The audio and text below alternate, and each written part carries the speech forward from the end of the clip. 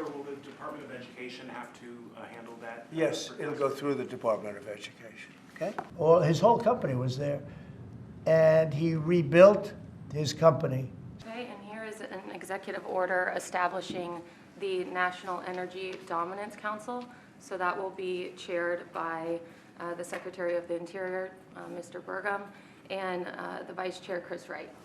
And so this will reduce costs with respect to energy, establish American independence with energy, and also unleash energy dominance. Good, thank you. And this is a big deal. We have more energy than any other country, and now we're unleashing it, to put it nicely.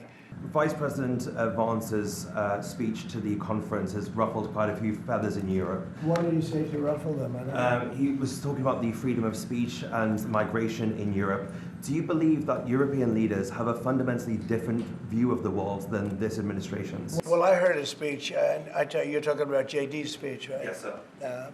I heard his speech, and he talked about freedom of speech, and I think it's true in Europe. It's losing. They're losing their wonderful right of freedom of speech. I see it. I mean, I thought he made a very good speech, actually, a very brilliant speech. Yeah. Europe has to be careful. And he talked about immigration. And Europe has a big immigration problem. Just take a look at what's happened with crime. Take a look at what's happening in various parts of Europe. I thought his speech was very well received, actually. I've heard very good remarks. And in regards to Ukraine as well, yesterday you mentioned that you thought Ukraine's NATO aspirations were one of the main reasons that the war broke out. Who do you blame for the war, Ukraine or Russia? Well, I think that there were a lot of people to blame. All I can say is very simply, if I were president, that war would never have happened. And it's now back on our balance sheet. It's back as part of our country. What they did was so horrible. It was. The lead prosecutor in Eric Adams' case resigned today, saying anyone who didn't press forward would be a coward. What's your reaction to that and to the overall implication that politics were at play here?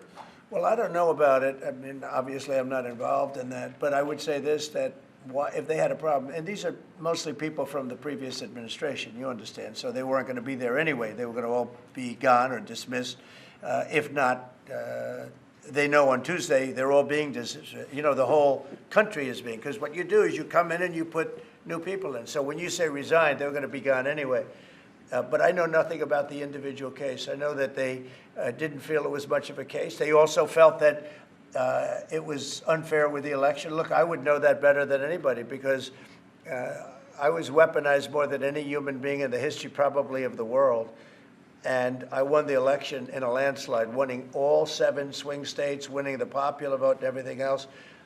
Because the people got it. It was weaponized, and I was weaponized literally weeks before the election.